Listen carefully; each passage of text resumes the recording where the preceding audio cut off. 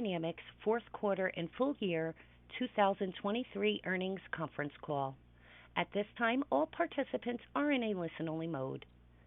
After management's remarks, we will conduct a question-and-answer session, and instructions will follow at that time. Please be advised this call is being recorded today, January 24th, 2024, and your participation implies consent to our recording this call. If you do not agree to these terms, please disconnect. At this time, I would like to turn the conference over to David Lipschitz, Director of Investor Relations. Please go ahead. Thank you, Holly. Good morning, and welcome to STL Dynamics' fourth quarter and full year 2023 earnings conference call. As a reminder, today's call is being recorded and will be available on our website for replay later today. Leading today's call are Mark Millett, Chairman and Chief Executive Officer of STL Dynamics, Theresa Wagler, Executive Vice President and Chief Financial Officer, and Barry Schneider, President and Chief Operating Officer. The other members of our senior leadership team are joining us on the call individually. Some of today's statements, which speak only as of this date, may be forward-looking and predictive, typically preceded by believe, expect, anticipate, or words of similar meaning. They are intended to be protected by the Private Securities Litigation Reform Act of 1995 should actual results turn out differently. Such statements involve risk and uncertainties related to integrating or starting up new assets, the aluminum industry, the use of estimates and assumptions in connection with anticipated project returns, and our steel, metals recycling, and fabrication businesses, as well as to general business and economic conditions. Examples of these are described in the related press release, as well as in our annual filed SEC Form 10-K under the headings Forward-Looking Statements and Risk Factors, found on the Internet at www.sec.gov, and, if applicable, in any later SEC Form 10-Q. You'll also find any referenced non-GAAP financial measures reconciled to the most directly comparable GAAP measures in the press release issued yesterday entitled STL Dynamics Reports Fourth Quarter and Full Year 2023 Results. And now I'm pleased to turn the call over to Mark. Sorry. Thank you, David. Good morning, everyone. Thank you for being with us on our fourth quarter and full year 2023 earnings call. As you saw in our release, our teams achieved a strong annual 2023 financial and operational performance. I think most gratifying was achieving our best safety year with the lowest recordable incident rate ever. I want to applaud and congratulate all the teams because this was a monumental effort put into to get there. Steel shipments were a record 12.8 million tons. I think it needs to be emphasized that we've got 3 million tons yet of additional shipping capability to leverage. We had the second best year for revenues at $18.8 billion and cash flow from operations of $3.5 billion. Adjusted EBITDA was $3.7 billion. I think the year clearly demonstrated the through-cycle earnings resilience of our business model. It's manifest by a diverse value-add product portfolio supported by a superior operating culture driving world-class, low-cost operations. I can't be more pleased at Sinton. Sinton is showing significant operating improvement, was EBITDA positive in December, with a clear path to profitability in the first quarter of 2024 and thereafter. We're also achieving fast-paced progress on our aluminum flat-rolled investments. There continues to be strong commercial support for a new and innovative supply chain solution from STL Dynamics, who the aluminum industry is considering a well-known and highly regarded metals producer. I'm incredibly proud of the STL Dynamics team. They are the foundation of our company, and they drive our success. And to be honest, they inspire me. Feeling their esprit de corps and commitment to the SDI family during the recent holiday parties was absolutely, just simply humbling. And that is why we are so focused on providing the very best for their health, safety, and welfare. We're actively engaged in safety at all times and at every level, keeping it top of mind in an active conversation each and every day. As I already suggested, with that focus, the team's safety performance was a record low incident rate in 2023. Obviously, though, there's more to do. We will not rest until we consistently achieve our goal of zero injuries. So that said, I will hand it to Theresa, who will then bat the ball to Barry and then back to me to finish up. So, Theresa? Thank you, Mark. Good morning, everyone. Thank you for being with us today. In addition to the achievements Mark just mentioned, the teams also achieved our third best year for operating income, of $3.2 billion and net income of $2.5 billion, or $14.64 per diluted share. Cash flow from operations and liquidity of $3.5 billion and a 3-year after-tax return on invested capital of 32%.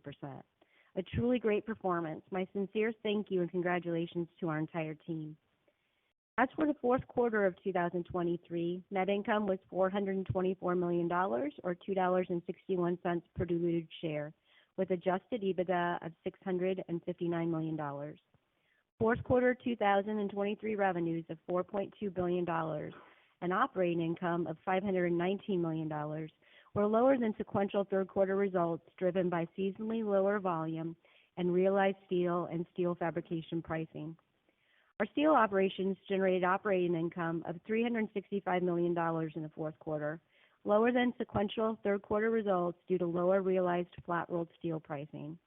Our steel shipments remained steady at 3.1 million tons. Our 4 new flat-rolled coating lines have or will begin operating this quarter, increasing our higher margin value-added product mix by an additional 1 million tons, making our capacity in value-added and flat-rolled at 7 million tons on the coating lines.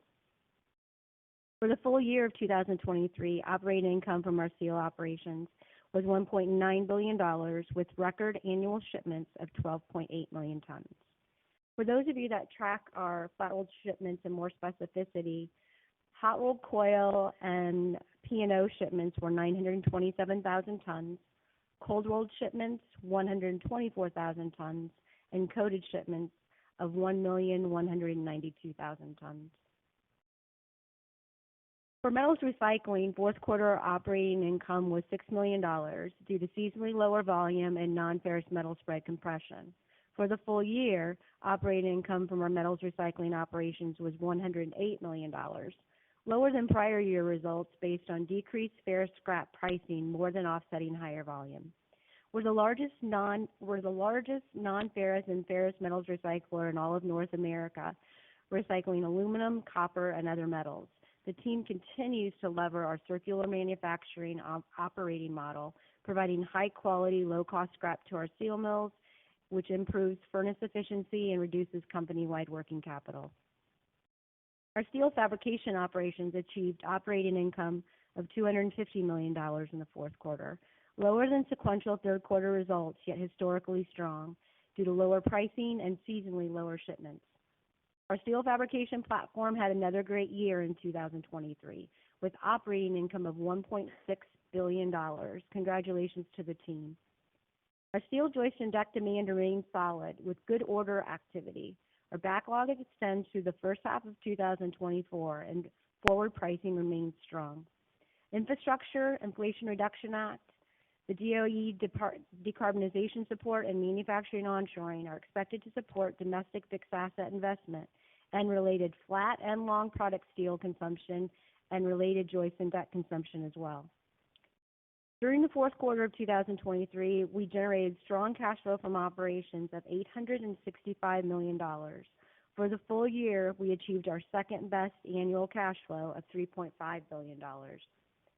Our cash generation is consistently strong based on our differentiated circular business model and highly variable low-cost structure. At the end of the year, we had liquidity of $3.5 billion. During 2023, we invested $1.7 billion in capital investments, of which almost 60% related to the construction of our aluminum flat-rolled investments. For 2024, we believe capital investments will be in the range of $2 billion, of which approximately $1.4 billion relates to the aluminum investments. During the fourth quarter, we maintained our cash dividend at 42.5 cents per common share after increasing it 25% in the first quarter of 2023. During the full year of 2023, we paid cash dividends of $271 million and repurchased $1.5 billion, or 8% of our outstanding shares, representing a 62% net income shareholder distribution rate. The board also authorized an additional $1.5 billion share repurchase program in November, and $1.4 billion remained available at the end of the year. Since 2017, we've increased our cash dividend per share by 174% and we've repurchased $5.5 billion of our common stock, or 37% of our outstanding shares. These actions reflect the strength of our capital foundation and consistently strong cash flow generation capability, and the continued optimism and confidence in our future. Our capital allocation strategy prioritizes high return growth with shareholder distributions comprised of a base positive dividend profile that's complemented with a variable share repurchase program, while we remain dedicated to preserving our investment-grade credit designation. Our free cash flow profile has fundamentally changed over the last 5 years, from an annual average of $540 million to $2.8 billion. We are squarely positioned for the continuation of sustainable, optimized long-term value creation. Our 3-year after-tax return on invested capital of 32% is a testament to our profitable growth. Sustainability is also a significant part of our long-term value creation strategy, and we're dedicated to our people, our communities, and our environment. We're committed to operating our business with the highest integrity. We have an actionable path forward to carbon neutrality that is more manageable and, we believe, considerably less expensive than lay ahead for many of our industry peers. Our sustainability and carbon reduction strategy is an ongoing journey, and we're moving forward with the intention to make a positive difference. Thank you for your time this morning. Barry? Thanks, Teresa. Our steel fabrication operations performed exceptionally well throughout 2023, achieving historically strong earnings. At the end of the year, our steel joist and deck order backlog was solid, extending through the first half of 2024. We continue to have high expectations for the business. Continued onshoring of manufacturing, coupled with infrastructure spending and fixed asset investment related to the IRA programs, should continue to provide momentum for additional construction spending. Equally important, our customers tell us demand remains solid and share our optimism. Current pricing has stabilized at historically high levels, and order entry has improved. The fabrication platform provides meaningful volume support for our steel mills, critical in softer demand environments, allowing for higher through-cycle steel utilization compared to our peers. It also helps mitigate the financial risk of lower steel prices. Our metals recycling operations also performed well this year, considering the challenge of declining scrap prices throughout much of 2023. The North American geographic footprint of our metals recycling platform provides a strategic competitive advantage for our steel mills and for our scrap-generating customers. In particular, our Mexican locations competitively advantage our Columbus and Sinton raw material positions. They will strategically support aluminum scrap procurement for our future flat-rolled aluminum investments. Our metals recycling team is also partnering even more closely with both our steel and aluminum teams to expand our scrap separation capabilities through process and technology solutions. This will help mitigate potential prime ferrous scrap supply issues in the future. It will also provide us with significant advantage to materially increase the recycled content for our aluminum flat-rolled products and increase the earnings opportunities. The steel team had another strong year, achieving record volume of 12.8 million tons. During 2023, the domestic steel industry operated at an estimated production utilization rate of 76%, while our steel mills operated at a rate of 93%, excluding the Sinton plant. We consistently operate at higher utilization due to our value-added steel product diversification, our differentiated customer supply chain, and the support of our internal manufacturing businesses. This higher through-cycle utilization of all our steel mills is a key competitive advantage, supporting our strong and growing cash generation capability and best-in-class financial metrics. Regarding the steel markets, steel pricing improved in the fourth quarter of 2023 and into January. Customer order entry rate has been strong, and lead times have been extended, while their inventory levels remain at historically low amounts. In fact, our flat-rolled steel operations have experienced one of the strongest order entry environments in January, especially for our value-added products. Additionally, steel imports have generally remained at a manageable level, with expectations of this to continue. As for Sinton, the team has achieved significant improvements in operating efficiency and consistency. They average about 65% of capability in November, December, and have been running even stronger rates here in January. We are planning for Sinton to see additional improvements in production after the team makes changes to certain transformers at the end of this first quarter of 2024, while we allow access to 100% of our melt capacity versus the current 80% capacity. Additionally, the 2 new value-added coating lines will begin operating in the first quarter, supporting increased volume and margins. Regarding the market environment, automotive production estimates for 2024 are an estimated 16 million units, while automotive dealer inventories remain below historical norms. Non-residential construction remains solid, as evidenced by the strength of shipments and backlogs at our structural and rail division, and customer inventory levels are low. Additionally, onshoring and infrastructure spending should provide meaningful support to fixed asset investment and related construction-oriented projects in the coming years. As for the energy market, oil and gas activity is strong, driving improved orders for OCTG and solar. Those areas all grow. Looking forward, we are optimistic regarding steel demand and pricing dynamics for 2024. With that, Mark? Super. Thanks, Barry. Thanks, Teresa. I think, our consistently strong through-cycle operating and financial performance continues to support our cash generation and growth investment strategies. As Barry mentioned, the 4 value-add flat-roll steel coating lines are starting this quarter, and Sinton should see a step function improvement, hitting its stride in the second quarter of this year. Our aluminum growth strategy is especially compelling. Responses from existing and new customers across all markets remain incredible, only strengthening as we move forward. Many customers have already indicated they would like to build facilities on our rolling mill site in Columbus, Mississippi. And this co-location strategy provides a sustainably competitive model for all of us, conserving time, money, and reducing emissions across the supply chain, and has already proven itself clearly in Sinton. The project itself, a 650,000 metric ton aluminum flat roll facility located in Columbus, Mississippi, is going to be a state-of-the-art plant, obviously, serving the sustainable beverage and packaging, both all body and tab, automotive and industrial sectors. Roughly 300,000 metric tons of can stock, which is about 45% of the output, roughly 200,000 tons of auto, and 150,000 metric tons of industrial and construction products. The on-site melt cast slab capability of 600,000 metric tons will be supported by 2 satellite recycled aluminum slab casting centers located in UBC scrap-rich regions, one out west and one in central Mexico. The expanded project scope is including additional scrap processing and treatment to maximize aluminum recycled content.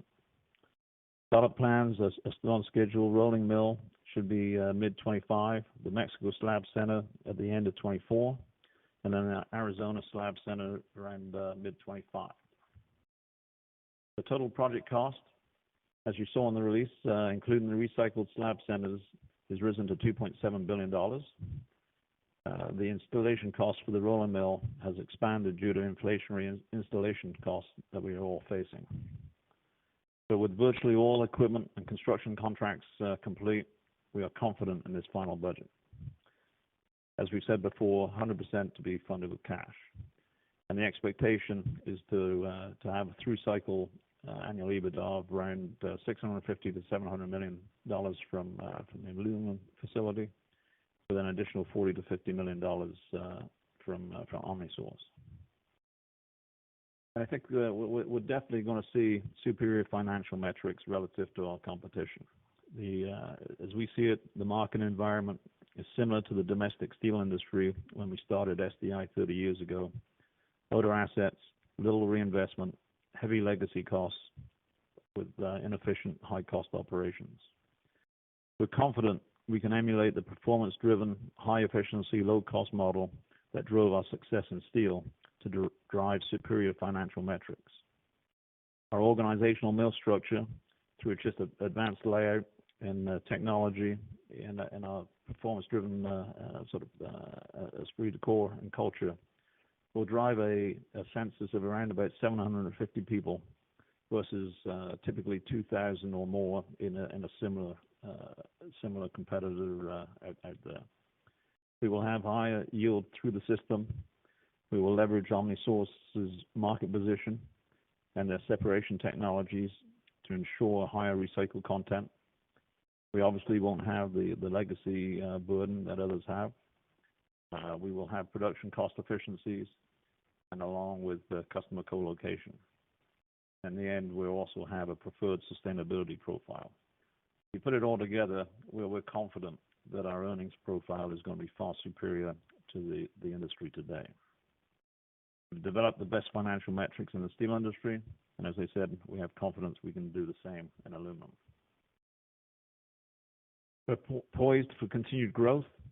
We have an additional 3 million tons, as I said earlier, of shipping capability that will be leveraged through our new processing lines, new products, and new supply chains. And we're impassioned by our future growth plans, as they will continue to drive the high return growth momentum we have consistently demonstrated over the years. We have the highest average 5-year after-tax return on invested capital within the S&P 500 materials companies. And in the last 3 years, we have an average after-tax ROIC of 32%. I got to say that just doesn't happen. Our disciplined, intentional, organic, and acquisition strategy focused on differentiated, value-added supply chain solutions is providing sustainable cash generation and strong returns. I continue to be optimistic moving forward. I believe the market dynamics are in place to support increased demand across our operating platforms in 2024 and the years ahead. North America will benefit from continued onshoring of manufacturing businesses, and the U.S. will benefit from the allocation of public monies from the Infrastructure Program, Inflation Reduction Act, and other public programs. Steel Dynamics is levered to benefit from those programs through increased steel joist and deck demand, flat and long product steel demand, and the associated higher demand for recycled scrap and aluminum. And in closing, there's no doubt our teams are our foundation, and I thank each of them for their passion and dedication. We're committed to them, and I remind those listening today that safety for yourselves, your families, and each other is the highest priority. Our culture and business model continue to positively differentiate our performance, leading to best-in-class financial metrics. We are no longer a pure steel company, but an integrated metals business providing enhanced supply chain solutions to the industry, and in turn mitigating volatility in cash flow generation through all market cycles. We're competitively positioned and continue to focus on providing superior value for our company, customers, team members, and shareholders alike. We look forward to creating new opportunities for everyone today and the years ahead. So with that said, Holly, I would love for you to open it up for questions. Thank you. If you would like to ask a question, please signal by pressing the star key followed by the digit 1 on your telephone keypad. If you are using a speakerphone, please make sure your mute function is turned off to allow your signal to reach our equipment. If you pressed star 1 earlier during today's call, please press star 1 again to ensure our equipment has captured your signal. Also, we ask that you please limit yourselves to one question to facilitate time for everyone. Any additional questions can be addressed upon re-entering the queue. Your first question for today is coming from Martin Englert with Seaport Research. Hello, good morning, everyone.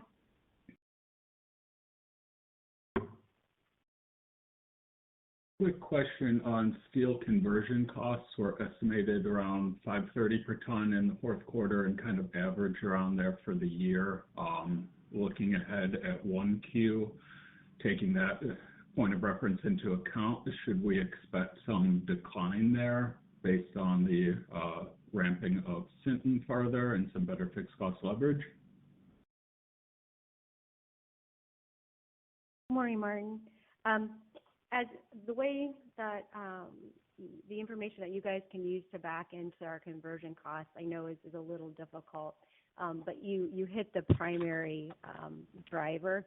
With Sinton ramping up as significantly as we're expecting them to do in the first quarter and as they're doing right now in January already, we would expect to see that overall, as you calculate it, conversion costs come down absent any other factors, correct?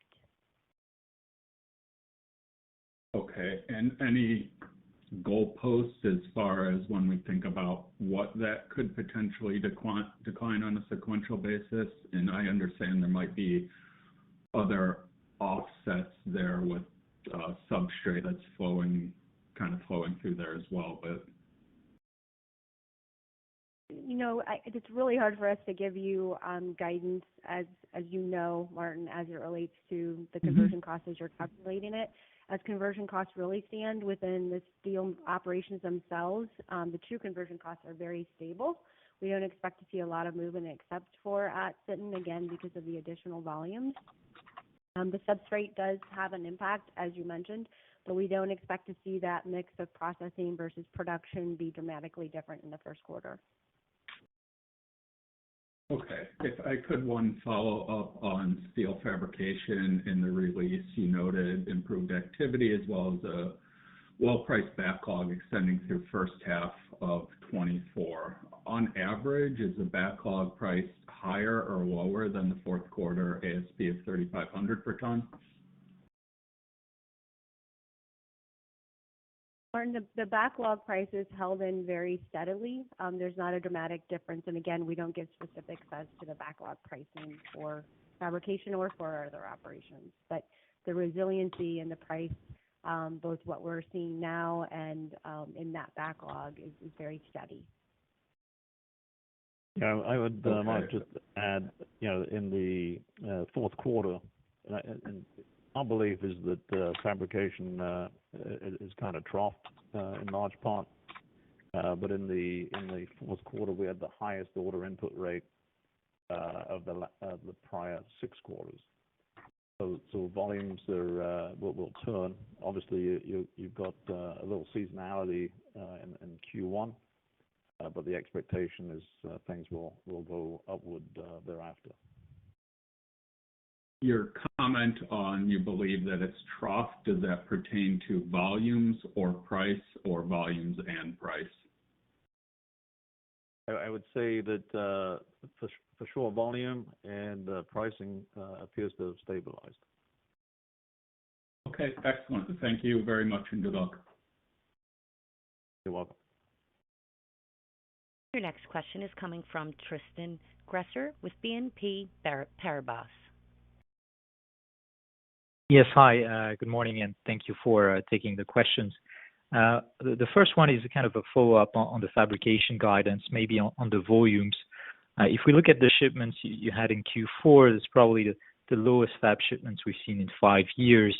And you mentioned you've seen that trough, but could you explain a little bit what has been holding you back there of late? And if we look at 2024, what kind of growth expectation do you foresee for the business? I know you provided some guidance last year on a half-on-half basis, so anything there would be helpful. That'd be my first question. Well, I guess I would just leave it as already stated. The order input rate increased in Q4. That will flow through this year. You always have as you I know you appreciate sort of seasonality in this first quarter with the winter months and construction being a little inhibited by the weather. But I think we will certainly see a turn into the second quarter and through the rest of the year. All right, that's fair. And my second question is more on the capex hikes or the project budget hikes. I think you mentioned the aluminum, but I think the biocarbon project also the capex has been hiked. So what drove that?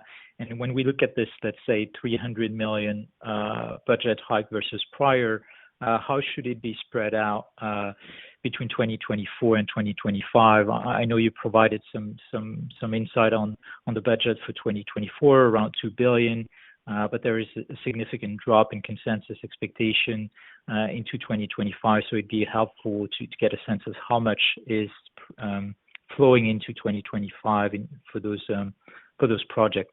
And also, when you look at this elevated capex budget for next year and your expectation for your several businesses, do you expect to be free cash flow positive for 2024? Thank you. Thanks, Tristan. So the biocarbon project hasn't increased in cost. It stayed flat. It stayed the same. It's $260 million. We did expect at one point in time to possibly get some tax credits that became unavailable once the definitions kind of became more precise from the administration. But otherwise, the capital cost of 260 remains what we thought it would be. And that project is still online to be completed and to start before the end of 2024, which, as a reminder, is incredibly additive to our decarbonization path, and is going to really help our customer base as we look at the carbon content across our steel operations with the benefit of using the biocarbon. So incredibly excited, and the team's doing a fantastic job in Mississippi getting that up and running.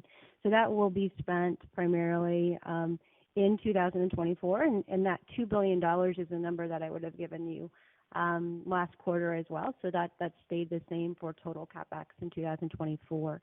As it relates to the aluminum project, most of the incremental, and it rounded to $200 million, but it was less than that in actuality. But most of that will be spent in 2024. So I gave you the spend for aluminum of about $1.4 billion this year, and it would be our expectation. And then there would be a trailing, call it $150 to $200 million remaining to be spent in 2025 related to the aluminum projects. And so really nothing significant has changed on the capital front except for that incremental addition in the aluminum project itself. Wait. I'm sorry. I forgot. I had to look at my notes. You asked a lot of questions, Tristan. The last one was related to consensus for 2025. And I would just, and free cash flow. I would just point out for everyone on the call. So, for the last 2 years, unfortunately, Sinton has been negative from an EBITDA perspective. And Mark said on the call this morning that we will be EBITDA positive in the first quarter and thereafter. That's a significant swing in just earnings itself, just as it relates to the ramp up of Sinton. In addition to that, you have the 4 value-add flat roll lines that are coming online in 2024, which are significant additional opportunity for contribution to earnings on the value-added side, as well as that's where the demand is today, is in the painted products and the Galvalume products. And then if you couple that with the fact that we've been increasing and will continue to increase volumes in our metals recycling segment, both related to the collection of non-ferrous scrap, specifically aluminum, and to help service our steel mills on the ferrous side of the equation. And then finally, in 2025, we will be starting our aluminum mill. Mid-year is the current forecast. So that's contributing to earnings, as Mark mentioned. I mean, that's, we believe through cycle earnings of $650 to $700 million. So I think everybody maybe needs to take a step back and kind of look at the opportunity set that we have from an earnings perspective. And yes, we do expect to generate cash in 2024, and we plan to continue with our share repurchase program. Just one added point. Although we are disappointed with the capex creep there at Sinton, we are very, very confident. In Columbus at aluminum. We're confident that that's the final creep, but it has no impact to schedule. To be honest, it is going at a breathtaking pace. Absolutely phenomenal job by the team down there, and there's no doubt we'll be up and running mid-year of 25. Your next question for today is coming from Carlos de Alba with Morgan Stanley. Yeah, good morning, Mark and Teresa. My question is on the aluminum project. I don't know if you could maybe give a little bit of color as to what extent have you been able to contract some of the volumes that will come online in mid-2025, and what type of pricing mechanism or structure, even if just high level and on a qualitative basis, have you been able to use to implement in those contracts, if you have done so? Thank you, Carlos. The commercial team, in all honesty, is only been put together over the last, I would say, 2 months. They're very, very active with our customer base. In all honesty, we all are at every level. The reception is incredibly high, and I would suggest that we have total confidence that we're going to be able to support the ramp up in 25 into 26. All right. Thanks for that. And if I may ask, on the what is the expected ramp up and EBITDA contribution for the 4 quarter lines? I mean, I think 2 of them will start in the first quarter. As far as the ramp up, I'll let Barry address how quickly they ramp up. I would tell you from a financial perspective, the coating lines, they are in totality, all 4, around $600 million, and they tend to have a 2.5 to 3 year payback. So it's very nice returns. Yeah, this is Barry. I'd just like to add the teams, the personnel are in place. They've been training, building the lines. That's our culture, to be part of the construction. So the teams are already very familiar with the equipment. 2 of the lines have actually run first coils, one at Heartland, the paint line, and a coating line down in Sinton. So that's great news. That's always exhilarating for the teams to get that point. The next 2 lines are in hot commissioning now, and we anticipate those running first coils in the March timeframe. So the ramp up, keep product through them.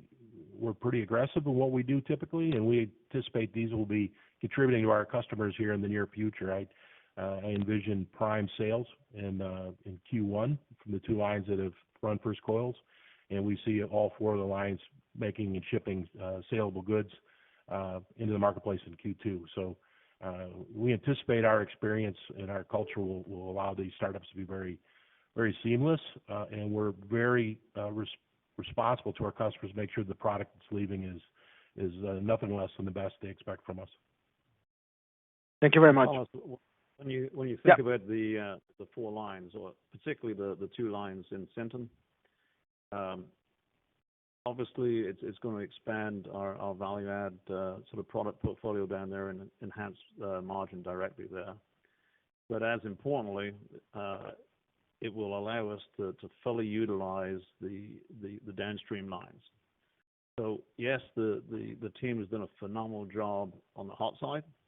You're going to see great gains there through increased utilization. As Barry said, we're knocking on 75% utilization today in January, and 80% is right around the corner.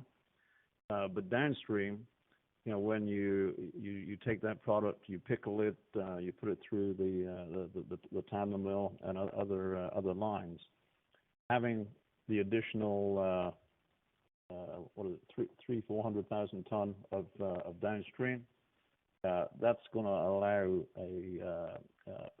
a fully loading of those downstream lines, and obviously a dilution of their cost structure. So it's a very, very, very important and effective impact to Sinton here in the next 3 or 4 or 5 months.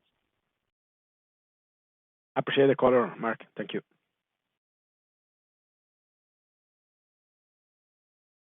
Your next question for today is coming from Timna Tanners with Wolfe Research.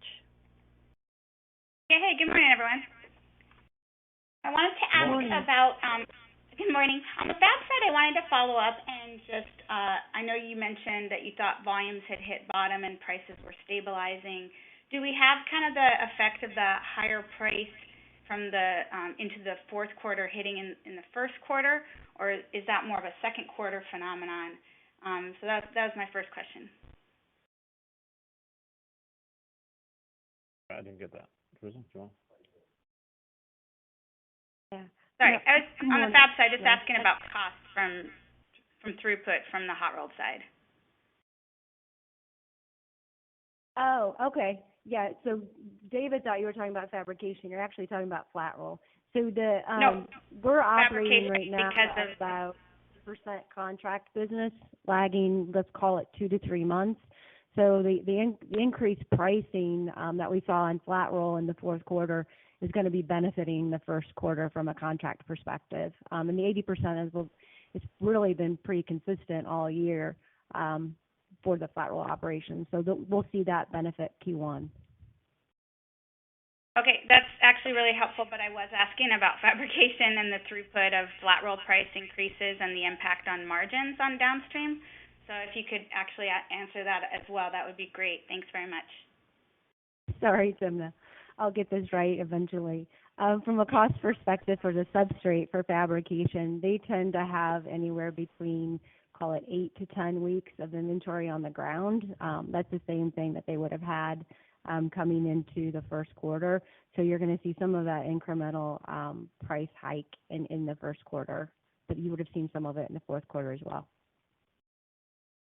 Okay, thanks. And then if I could, just one last one. I know Barry talked about and Mark talked about customer inventories being low. And so I just don't understand that, because I know that at least SMU actually had some really high inventories for December. So is that just not aligned with what you're seeing? Or can you help me understand why the difference of narrative there? Well, Tim, this is Barry. I think a lot of our relationships, especially with the galvanized and the painted, are very directly with customers. So we see our supply chains still needing to fill orders at a really good rate. So the MSCI inventories still are seasonal, are traditionally pretty low, but more to the point, our specific OEM relationships are still pulling tons from us. And when we have conversations, the lead times haven't changed at all with vast majority of the business we do that is on these contract relationships. So I think what we're seeing out there in the nature of our inquiries make us feel like that that there is a real demand out there still, underneath everything we're doing. Okay, that's helpful. Thanks very much. To that, I think generally we believe that we just are very, very constructive for 2024 relative to steel demand, and everyone gets a little excited by maybe a little backing off of hot band pricing here of late. But for us, flat roll continues to be very, very solid. Maybe the macro indicators may not be overly constructive right now. The order input rate in January for us has been incredibly strong, and we would, as I said, suggest that supply chain inventories, not just MSCI or SMU, but just the supply chain in general, is relatively tight. And imports are not a material factor today and won't be. We're booked out for coated and pre-paint, right, Barry? It's very, very strong for us. And I think again, when you look at just the hot band pricing, because coated pre-paint is all very, very, very strong still. It's just like recent cycles, and it's more emotion than anything else. But you get that steep climb. You have exuberance, tends to overshoot the mark a little bit, and it just sort of retrenches itself a little bit. And I think that's where we are today. And it's not a signal, as it used to be. It's not a signal as to the structural underlying demand. There's so little spot material transacted today. Just because you have a slight erosion in hot band price doesn't mean to say that's this reflective of where the demand is. So for us, demand is, as I said, very, very solid throughout off our sheet mills. And I also see that long products is in a very, very solid territory. Would like to congratulate the team. They had record earnings and near record volumes in 2023. They've done an incredible job. They've changed the commercial approach somewhat. They've expanded their product portfolio, and that's going to support higher through cycle volumes going forward for the long products platform as well. So I think for us, the markets are quite rosy. Thanks again. Your next question is coming from Curt Woodworth with UBS. Yeah, good morning. Hi, Mark and Teresa. Morning. So just wanted to follow up on the fab pricing dynamic. I think at the start, or maybe at the end of the first quarter of 23, you talked about pricing in the back half of the year being down 10 to 15%, and you came in down 22.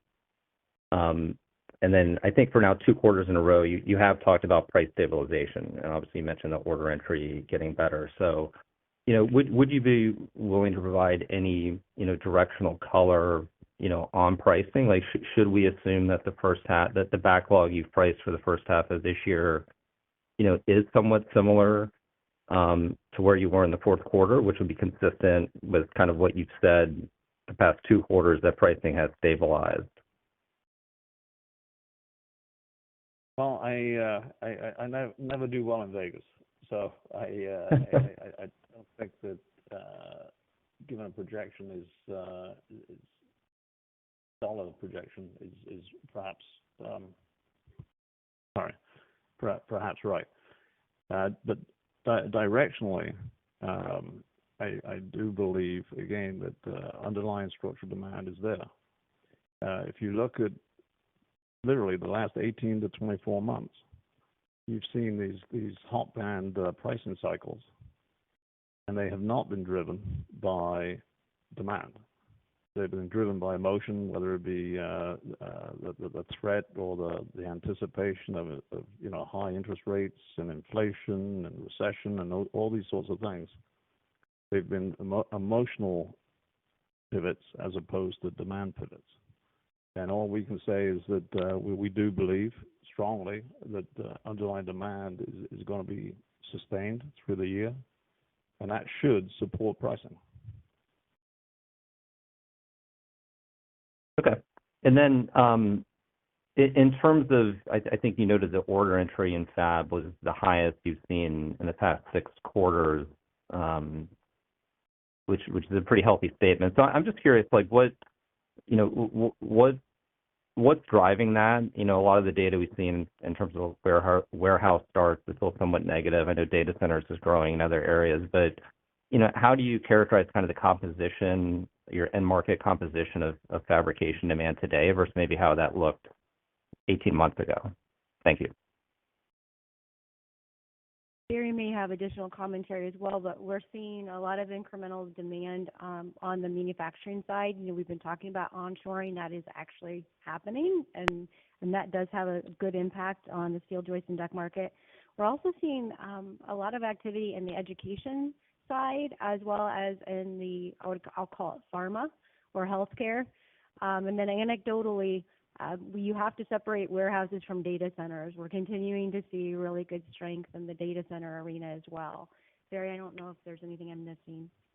No, I'd just say that the mix it's a good mix for them on the engineering side of the business to keep up with the lead times. So it isn't substantially different than the typical business flow that comes through. It's small changes in the segments that we're serving through fabrication. Thank you very much. Very helpful. Your next question for today is coming from Katja Jancic with BMO.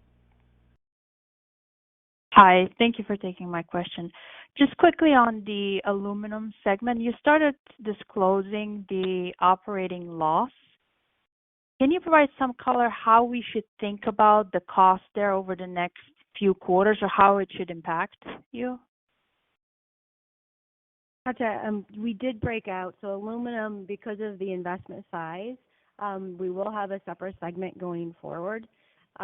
We can't really give you projections on startup losses. We expect them during 2024 to not be of significant size, and you will be able to see them. The one thing of note that you should recognize, though, it's kind of an odd thing that's required from an accounting perspective, but those startup losses actually get reflected in our SG&A amount. So if you see SG&A fluctuating and maybe being higher than it is normally, it's because those startup losses during construction are actually included in that line. But is it a fair fair to assume that they should come up? I think in the fourth quarter, they were around $11 million. Or is that a fair assumption over the next few quarters? We do have a good contingent of people on the ground now, but yes, during the year, because we'll be expecting to actually, still start up, as Mark said, in mid-2025, you're going to be seeing headcount increase as well as additional construction activity. So yes, you should expect to see those costs rise during 2024. Okay, thank you.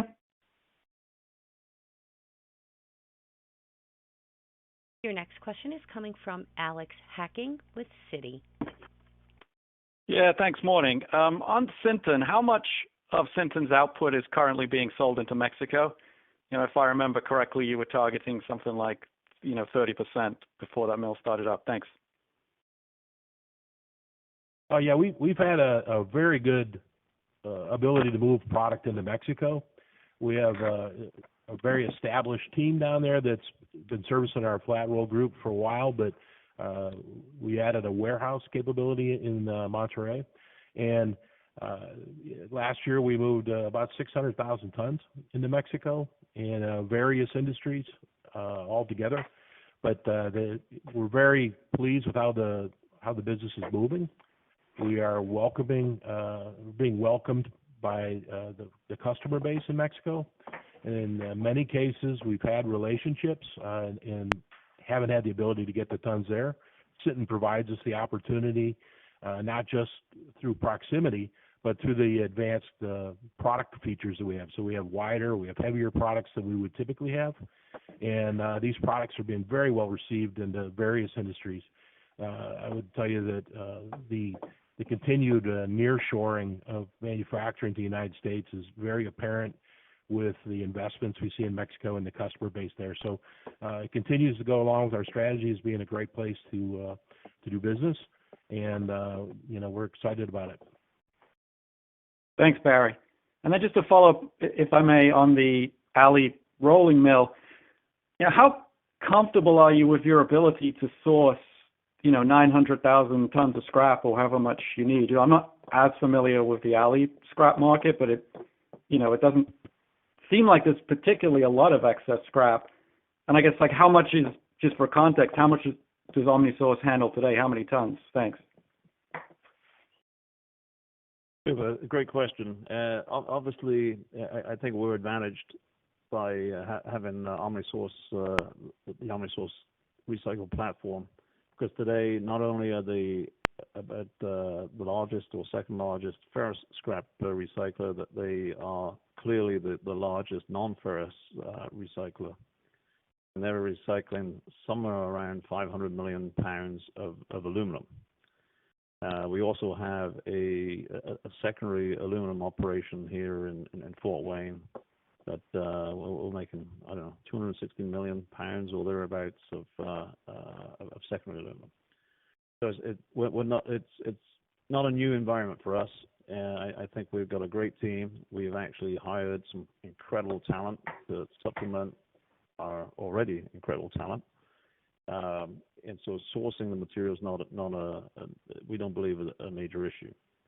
If you look at our strategy, there are two principal kind of scrap streams, you might say. One is for the automotive industrial base. The other is for can stock. And the UBC scrap is it's highly available in California. They're a deposit state. So there's a lot of aluminum UBC scrap generated up and down the West Coast, currently either moving to Asia or to the Midwest. And similarly in Mexico, a sort of a UBC scrap arena. So that's why we're locating two satellite facilities in those scrap-rich areas. Collect the scrap at the source, melt it, and then the freight of then moving big solid slab versus scrap to the Midwest is at around about half the price. And so we're not only advantaging ourselves on the scraps collection side, but economically on getting that aluminum to the mill. Okay, thanks. Just one follow-up, if I may. This is probably a really dumb question, but I assume the facility could handle primary as well if required. We certainly will. And you don't, because you've got 900,000 tons of, just to be clear, of cast need, because the yield loss through the system, and when I say yield loss, it's not what we call poof loss that it disappears. It's just sort of a circular within the mill. You still only need roughly 650,000 tons of total input, 20% of which is primary. Okay, thanks.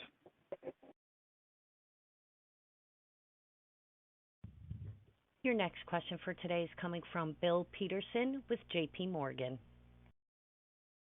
Yeah, hi. Good morning. Thanks for taking our questions. Just on Sinton, I think you mentioned hitting stride in the second quarter. How should we think about utilization for the full year? If I recall correctly, I think you had expected on 80% for the full year at the last quarterly earnings call. Is that still the target, or should we assume a bit lower? It's my target, Barry. No, we continue to strive for 80%. The team is doing, as Mark said, a phenomenal job. It's a big challenge to bring such a big asset up all at once. The transformer problems have been unfortunate, but we have several fixes in the works. Approaching the problem from both resiliency as also as getting back to full power capacity. So we remain confident that the operational levels we're going to see 80% is the target the whole team's aware of. We're all incentivized to make that happen. And not to complicate the math, but if you think about it, in January, we're approaching 75% utilization right now. That's 75% of ultimate, even though the team is handcuffed because of the lower power input. So we're quite confident to get to that 80% for the year. Okay, thanks for that. We'll plug in 84%. No, just joking. Just on the, I guess things like onshoring and the infrastructure bill. You said this is expectation to benefit in 2024. Have you seen orders? When do you expect to see orders? Should we think of this more as a second half 24 to really kind of benefit you? And then between onshoring and infrastructure specifically, which you see being more impactful for you this year?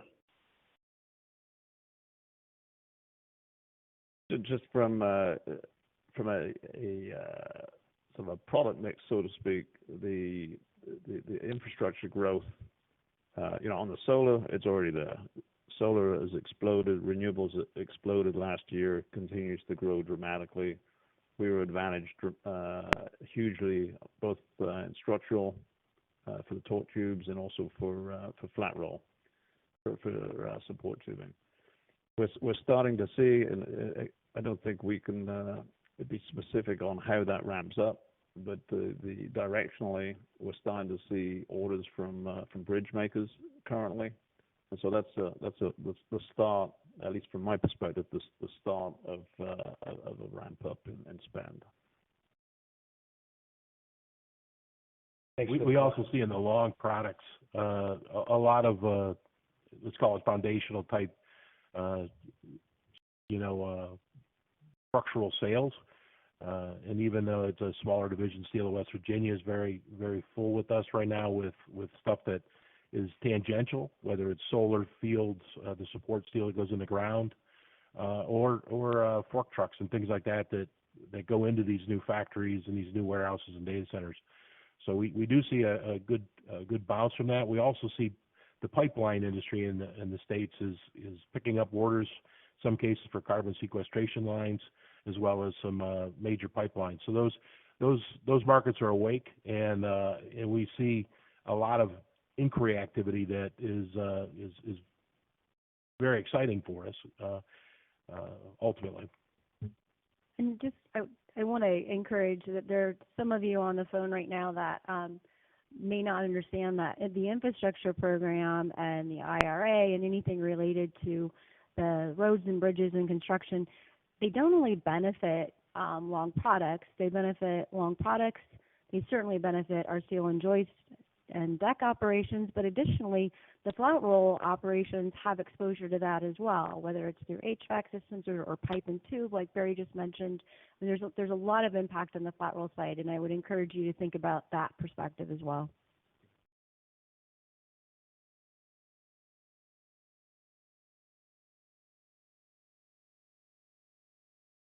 Your next question for today is coming from John Toomaz, a private investor. Thank you very much. Could you give us a little feedback on the potential 2025 CapEx, and with Sinton and the 4 coating lines and the aluminum and the carbon projects behind us, what are some of the leading candidates for the next capital investments going forward? And in particular, could you talk about growth in recycling, where aluminum, copper, zinc have much lower global recycling rates than steel in particular?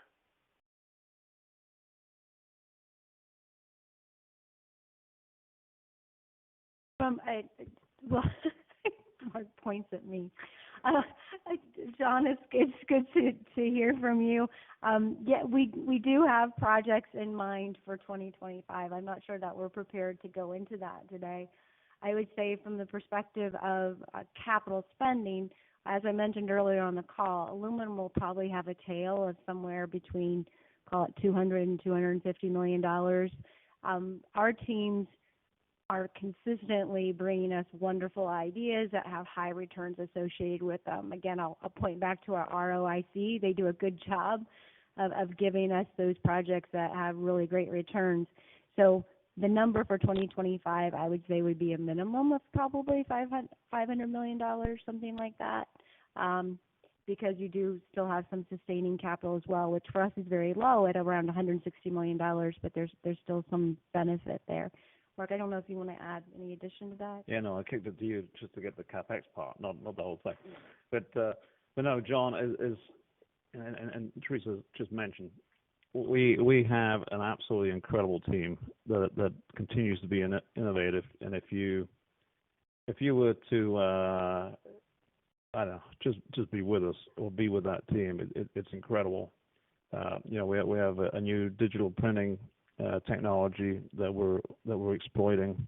Again, not big dollars, but it's going to be an incredibly high margin niche business. We have two product segments that we're not in today in flat roll that we're exploring, and they have a couple of innovative things there. So the pipeline in steel is still there for sure. I think also, and we've got to walk before we run. But in aluminum, I see that growth kind of paralleling the growth in steel. Yeah, we get on the front end, make the basic substrate, so to speak, and then from a processing standpoint, for instance, there's a massive amount of aluminum that gets pre-painted today. That's an expertise of ours. You can see growth and expansion there. So I think you witnessed it, John, almost personally over the years and shared our history. But we've clearly demonstrated the ability to be innovative and grow. I would emphasize grow in a very disciplined, intentional manner.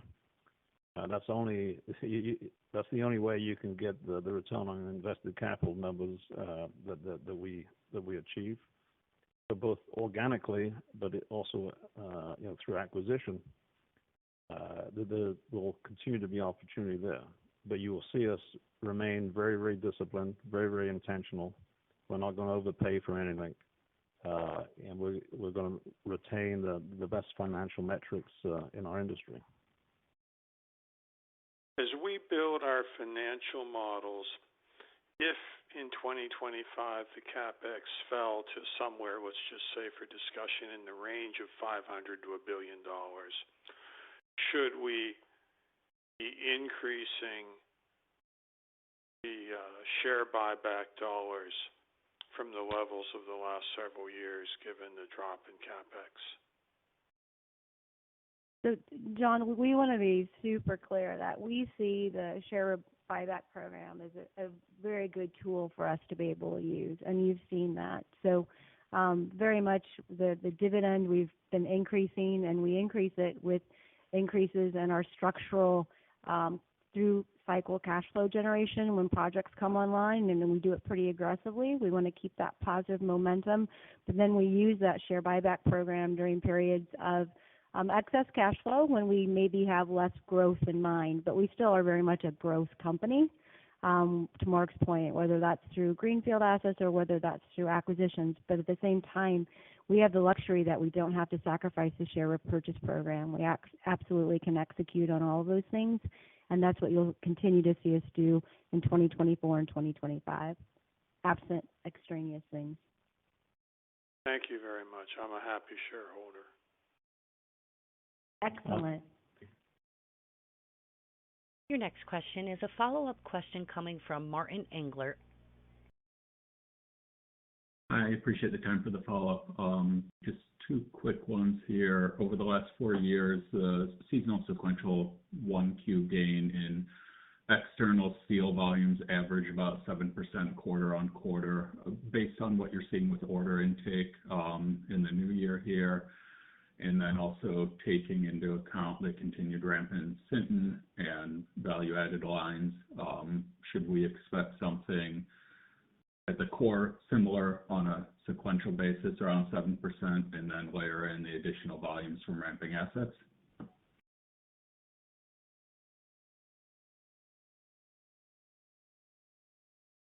Martin, we can't give directionality. Obviously, we had outages in the fourth quarter at 2 of our steel mills. We won't have those in the first quarter. We've just mentioned that Sinton's going to be ramping up aggressively in the first quarter. So all in all, absent any significant market moves, you should expect to see, incremental volume from our steel operations. And as Barry pointed out, with the additional value-added lines, you're going to start to see that product mix get richer and richer. So it'll go more into the processing lines. So you'll eventually see, some really great spread enhancement throughout the year as well. What were the outages in 4Q, and did I assume that you mentioned it because it did have an adverse impact on volumes? Martin, they're not. They weren't. They were just normal outages. We take outages at our flat roll mills and at our long product mills. They weren't anything we didn't note them as far as from a volume perspective, but yes, obviously when you have outages, it does impact volume, but there was nothing of significance to note. Okay, thank you. One last one, if I could, on the aluminum project. Based on the through cycle estimate, I think it implied EBITDA of around $900 to $1,000 per ton. When you were coming up with that analysis, are you able to share what you think the bottom and top quartiles of profitability might look like when we think about peak to trough?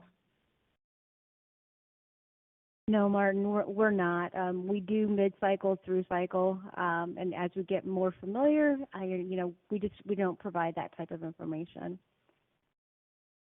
Okay, no worries. Thought I'd try. Thanks again for your time. Thanks, Martin. That concludes our question and answer session. I'd like to turn the call back over to Mr. Millett for any closing remarks. Well, thank you, everyone, and thank you, Holly, and thank you, everyone on the call. I guess as John noted, he's a happy shareholder. To be honest, everyone at SDI are happy shareholders because we all are equity holders, and that's part of the compensation for each and every one of us. Collectively, we do own a reasonable amount of our stock. And I would just emphasize that we treat your dollars just like they're our own. And we're absolutely focused on continuing to outstrip our competition relative to shareholder value creation through the cycle. But we can't do it on our own. So any customers listening out there, thank you for your support. We have loyal support, and it takes us through the cycles. Suppliers can't do it without you. And got to stress, we have the best metals team in the world. Our people are absolutely phenomenal. Thank you for what you do each and every day. And for those that are owners on the call as well, thank you for your support. Have a great day. Bye-bye. Once again, ladies and gentlemen, that concludes today's call. Thank you for your participation and have a great and safe day.